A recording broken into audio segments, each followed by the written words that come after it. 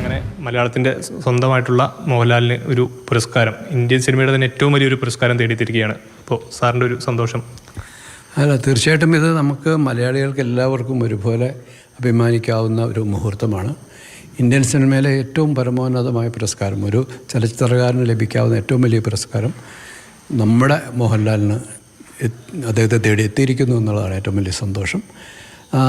ഇത് വ്യക്തിപരമായിട്ട് എന്നെ സംബന്ധിച്ചിടത്തോളം ഏറെ അഭിമാനം നൽകുന്ന, സന്തോഷം നൽകുന്ന കാര്യമെന്ന നിലയിൽ അതിനെ നോക്കിക്കാണാനാണ് ഞാൻ ആഗ്രഹിക്കുന്നത്. കാരണം അദ്ദേഹത്തോടൊപ്പം ഒരുപാട് മലയാളത്തിലെ ഏറ്റവും മികച്ച സിനിമകളുടെ ഗണത്തിൽപ്പെടുത്താവുന്ന ഒരുപാട് സിനിമകൾ ചെയ്യാനുള്ള അവസരം എനിക്ക് ലഭിച്ചിട്ടുണ്ട്.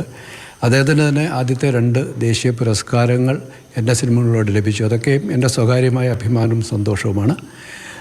ഇപ്പോൾ ഈ ലഭിച്ചിരിക്കുന്ന ഈ വലിയ പുരസ്കാരം മലയാളികൾക്ക് മാത്രമല്ല, ലോകമെമ്പാടുമുള്ള മോഹൻലാൽ എന്ന് പറയുന്ന അഭിനേതാവിനെ ആരാധിക്കുന്ന, സ്നേഹിക്കുന്ന എല്ലാവർക്കും ഒരുപാട് അഭിമാനം നൽകുന്ന മുഹൂർത്തമാണ്. പ്രത്യേകിച്ചും ഇത് മലയാളികൾക്ക്, മലയാള സിനിമയ്ക്ക്, കേരളത്തിന് ലഭിച്ച വലിയ അംഗീകാരമായിട്ട് തന്നെയാണ് ഞാൻ ഇതിനെ കാണുന്നത്.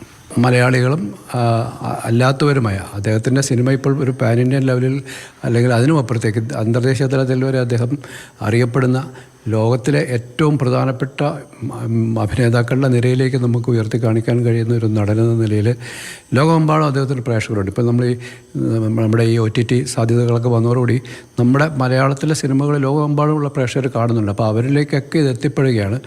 അതുകൊണ്ട് തന്നെ ഇത് വ്യക്തിപരമായിട്ടും എൻ്റെയും, അല്ലെങ്കിൽ നമ്മൾ മലയാളികൾ ഓരോരുത്തരുടെയും വലിയ അഭിമാനത്തിനൊരു നിമിഷമാണ്. സൂചിപ്പിച്ചതുപോലെ തന്നെ മോഹൻലാൽ എന്നൊരു വ്യക്തി മലയാള സിനിമയുടെ തന്നെ മൊത്തത്തിലുള്ള ഒരു അഭിമാനമാണ്. ആ ഒരു സന്തോഷം ആണ് ഇപ്പോൾ SP മലയിൽ സാറും നമുക്കൊപ്പം പങ്കുവയ്ക്കുന്നത്. ആന്റണി ഗ്രിഗറിക്കൊപ്പം വിഷ്ണുപ്രകാശ്, മാതൃഭൂമി ന്യൂസ്, കൊച്ചി.